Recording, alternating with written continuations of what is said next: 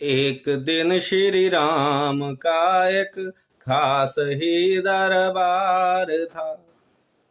खास ही बुलवाया गया एक काशी का मेहमान था। सभी आ गए, लेकिन काशी नरेश की थी अब तक इंतजार लगी हुई, इसलिए खामोश बैठी थी वो सारी मंडली। तभी दूर से देखा, तभी काशी नरेश आते हुए, और क्या निराली शान से आते हैं मुस्काते हुए। आकर के नारद के चरणों में सर टिकाया है जभी, नारद ने उनके कान में था फुसफुसाया भर तभी। क्या बोले नारद जी?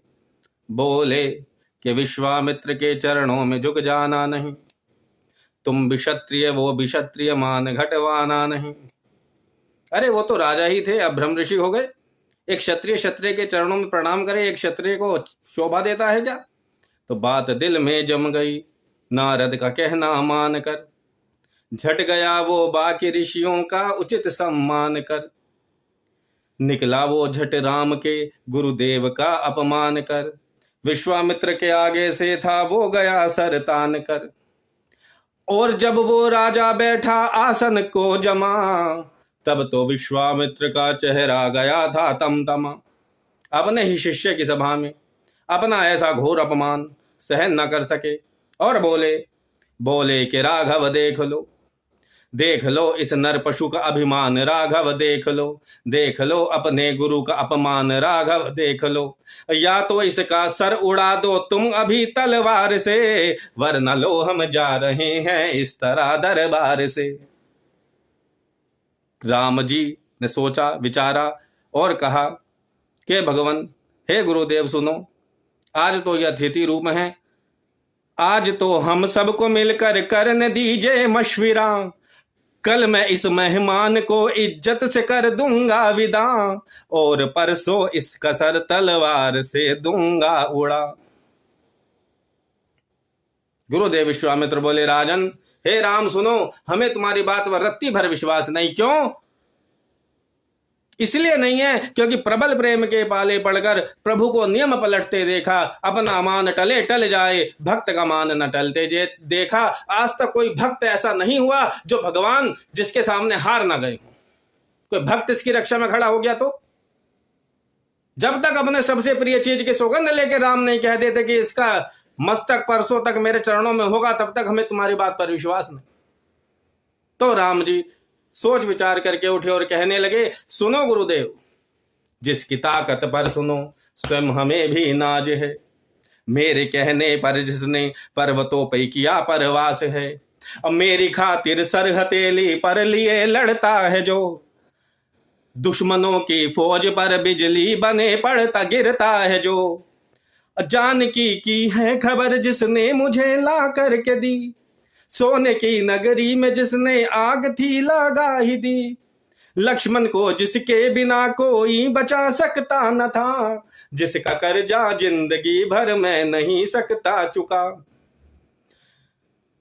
प्राणों से बढ़कर के जिसको प्रेम करती जानकी, आज मैं सौगंध लेता हूं उसी हनुमान की। राम जी के वचन सुनकर गुरु विश्वामित्र को तो संतोष हुआ, लेकिन वो राजा हड़बड़ाहट में नारद जी को ढूंढने लगा। अब नारद जी पहले तो अकस्मात मिल गए थे, अब ढूंढने से ना मिले, बड़ी मुश्किल में मिले। और राजन ने, काशी नरेश ने, सुकंत ने चरणों में प्रणाम किया नारद जी के और कहा कि भगवान मेरी मृत्यु निश्चित है। नारद जी ने कहा ये तो है ही मृत्यु लोक, अरे यहाँ तो सबकी मृत्यु निश्चित है। कहे नहीं, मुझे भगवान मार डालेंगे। नारद जी ने कहा ये तो और बढ़िया, भगवान के हाथों तुम्हारी मृत्यु प्राप्त होगी, आनंद मनाओ, बधाइयां गाओ। राजा ने कहा भगवान हम मरना नहीं चाहते। नारद जी ने कहा इस मृत्यु लोक में कौन मरना चाहता है, मरना तो पड़ता ही है। राजा ने कहा हमारे प्राण बचा लो। नारद जी ने कहा अच्छा ऐसी बात है तो चलो, गंधमादन पर तुम्हें हम साथ लेके जाएंगे, मौत से बचने का एक तरीका तुम्हें बतलाएंगे। गंधमादन पर राजन को लेके गए नारद वहां, राम धुन में मस्त रहते थे बजरंगी जहां। आप तो पीछे रहे और कहा जाकर के पैर पकड़ लो। और जब तक अपने सबसे प्रिय चीज की, सबसे प्रिय व्यक्ति की सौगंध लेकर के ना कह दें कि तुम्हारे प्राणों की रक्षा होगी, तब तक चरण छोड़ना मत। और ये मत कहना राम जी ने मारने की सौगंध खाई है, कहना एक राजा ने मुझे है मारने का प्रण किया। सुगंध राजा काशी नरेश गया, हनुमान जी के चरण पकड़े और कहने लगा, एक राजा ने मुझे है मारने का प्रण किया, प्राणों की रक्षा हो सो इन चरणों का आश्रय लिया। हनुमान जी ने कहा जाओ प्राणों की रक्षा करेंगे। कहा ऐसे नहीं, अपने सबसे प्रिय प्राणी की, व्यक्ति की सौगंध लेकर के आप कह दें। तो हनुमान जी सोचने लगे और कहने लगे, इस धरा पर साक्षात जो नारायण अवतार है, जिसने बैकुंठ से इस धरा पर किया परवास है, वामांग में है जिनके संग विराजती जानकी, आज मैं सौगंध लेता हूं उन्हीं श्री राम की। मैं उन्हीं श्री राम की सौगंध लेकर के कहता हूं कि तुम्हारे प्राणों की रक्षा मैं स्वयं करूंगा।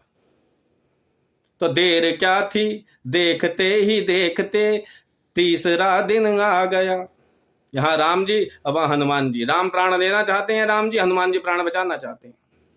राम जी ने हनुमान जी से कहा, क्या कहा, हनुमंत सुनो, हनुमंत सुनो, इस राजा से सारे नाते तोड़ दो, इससे जो भी रिश्ता नाता तुम्हारा छुड़ो, अपनी सब मजबूरियां तुमको बता देते हैं हम, इसको मारने के लिए खाई हनु तेरी कसम। हनुमान जी ने प्रणाम किया चरणों में राम जी के और कहने लगे, और ज्यादा क्या कहूं, एक बात सुन लो काम की, इसी की रक्षा के लिए खाई कसम श्री राम की। अब राम जी में और हनुमान जी में युद्ध प्रारंभ हो गया। विश्व भर के लिए तो ये चर्चा अनोखी बन गई। और यहां राम जी बाण चलाते हैं, हनुमान जी वहां संकीर्तन राम नाम का प्रारंभ कर दिए। हनुमान जी के चारों ओर बाण घूमता है, चरणों में गिर जाता है। जो सुने बात माने नहीं कि राम और हनुमान में युद्ध। संध्या कालीन समय आ गया। राम जी के पास विश्वामित्र आए गुरुजी और कहने लगे, तुम्हारा वचन भंग हो जाएगा। नारद जी आए सुकंत के पास और कहने लगे, जाओ जाकर के विश्वामित्र जी के चरणों में प्रणाम कर दो। सुकंत ने कहा, पहले तो आपने मना किया था। उन्होंने कहा, पहले मना किया था सो मान लिया, अब कह रहे हैं प्रणाम कर दो जाकर के, तो कर दो। और यहां सुकंत ने, काशी नरेश ने विश्वामित्र गुरुदेव के चरणों में प्रणाम किया। उन सुकंत का सर विश्वामित्र के चरणों में आ गया। नारद जी ने भी जाके समझाया, आप विश्व के मित्र हैं, काहे विश्व के शत्रु बन गए हैं। तो उसको दे करके क्षमा बोले ऋषि श्री राम से, अब चलो राघव करो विश्राम इस संग्राम से, भक्त का भगवान के चरणों में डिग जाना भी दे, लय मधुर की पीयूष की लहरों में मिट जाना भी दे। तो ये वृतांत, ये किस्सा किस लिए नारद जी ने बनाया, इसीलिए कि सब लोग पूछते थे नारद जी से, राम बड़ा कि राम का नाम बड़ा। तो प्रूफ हो गया कि राम से बड़ा राम का नाम, राम से बड़ा राम का नाम। जिस सागर को बिन सेतु के लांग सके ना राम, अब कूद गए हनुमान उसी को लेकर राम का नाम। सीताराम।